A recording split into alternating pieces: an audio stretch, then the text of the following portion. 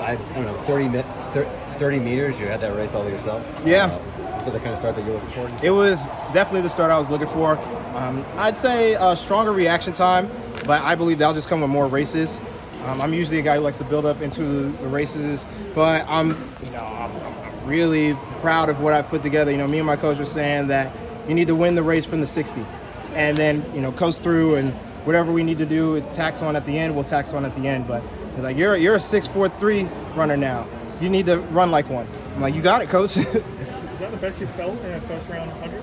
I would definitely say that's the best I've felt. I think I ran a little faster at Worlds last year, but I feel that I was I didn't have what I was looking for in the first round of Worlds last year in the 100. I was still kind of searching. This year, I felt like I have everything. I'm doing it. I'm executing it when I want it, and it's coming. And I definitely ran through the line in the first round of Worlds last year. This time, I shut it down after 60. Do you have a time that you'd like to hit here, either in the semis or the final? I definitely want to hit 9.7 for sure. I definitely want to get into that range, and I'd say from what we've seen in training, it'll come. It's just focusing in, not racing the clock, but running to win and letting your body take over. How much different is it coming to the trials, one as an Olympian, two as a multi-time world champion? I say as an Olympian, it is a huge confidence booster, knowing that you've been here before, knowing what it's going to take. I was talking to Tandra Buford-Bailey last Olympic trials, and it was after the hundreds, and she was like, the Olympic trials is like a lion. You got to fight a lion when you get here. Now, if you don't know that you have to fight the lion, it's a whole different battle than when you know you're going to fight a lion when you go in. And that's what I feel like it's this time. Like, I know I'm coming to fight a lion this time, so I know what I'm going to get into. Not saying it's going to be any easier, but I'm going to be more prepared for it. Any pressure entering these trials? After that round, no. I would say no pressure. I don't feel much pressure right now. I mean, I'm already coming in as the fastest 100-meter guy, third in the world. I mean, it's a lot better of a position I was in last year, so if I pulled off last year, I could definitely pull off this year. So what are your thoughts on Grand Slam track? Would you be open to racing that series? I love a lot of things about it. There's just a few key things that I'm not at liberty to discuss right now. I'd rather have a longer sit-down conversation when we don't have to worry about the Olympic trials and rounds going on in the background where we can talk about it. But I do like a lot of what it's doing. I like getting rid of the bibs, and I like the fact that there will be paid salaries for people who are participating throughout the whole thing. Like, I like that idea. It's almost giving a job to the athletes who need that job, Not everybody can get into every Diamond League. Did you say that your mom was next to Snoop in the stands? Oh, they were watching it together. Yeah. Have you gotten any feedback from him yet on... I haven't met the guy. My mom met him before I did. Where do you keep your Olympic medal? Why do you keep it there, and what do you think of it? I have a trophy case that I keep it in my our dining room table, which is kind of like our game room table.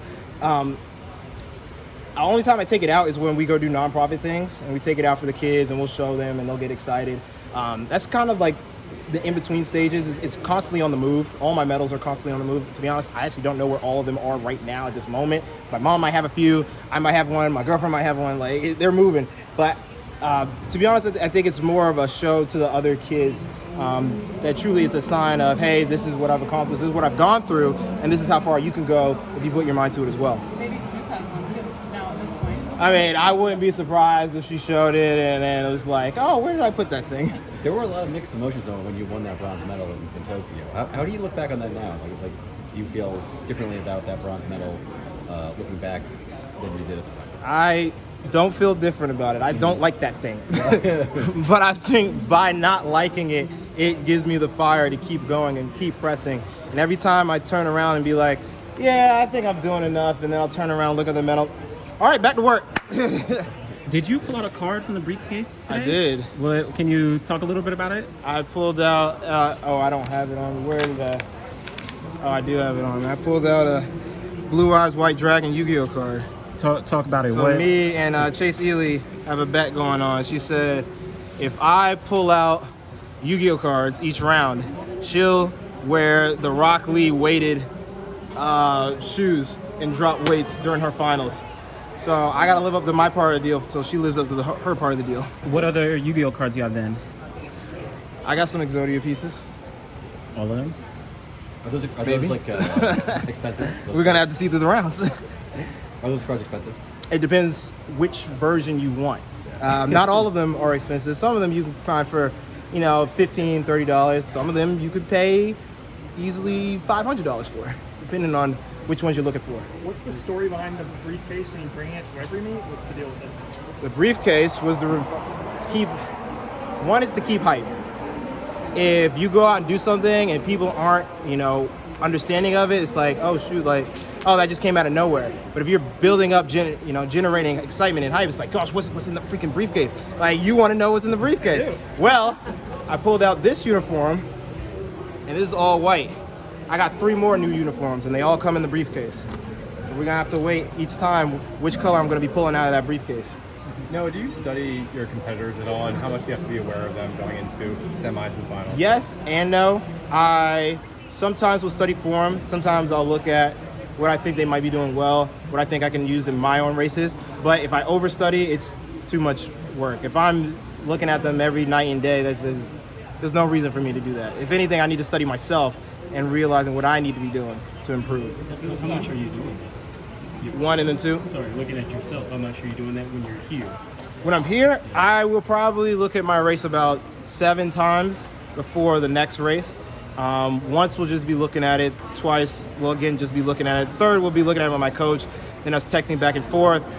5th and 6th time I might watch it in slow-mo, and then I'm like, all right, cool, I know what I need from it. I'm gonna put it away. Let's go move to the next round. If it's a semis though, in between semis and finals, I'll only watch it about 3 times. Okay. I don't know if this is the place for it, but what? Somebody who always has fun, right? Okay. Is that because you don't feel the pressure, or that helps you deal with it? I think it helps me deal with the pressure. There's a lot of times where it's not as enjoyable, and you can forget why you're doing something. And when that time comes, I need to remember why I'm doing it. I'm doing it because I have fun with this. I'm doing it because it's enjoyable. I have joy when I'm here. That's the energy that I try to create, and I try to keep going, so I know when it gets tough and it gets hard and I think it's too much, it's like, hey, this isn't supposed to be that serious. This is just running. I'm just here to run, and I'm good at that. All I gotta do is be me, and I'm pretty damn good at being me. Last year you didn't do the double, right? Because you already had the bye, but this time you have to do both. How are things different in terms of mindset and preparation? After doing the triple at Worlds, I'm ready for anything. All I know is I need to get sleep, and everything else will take care of itself. I have my whole medical team that I took from World Championships here, so I'm gonna be ready. And I'm gonna have to end it there, you guys.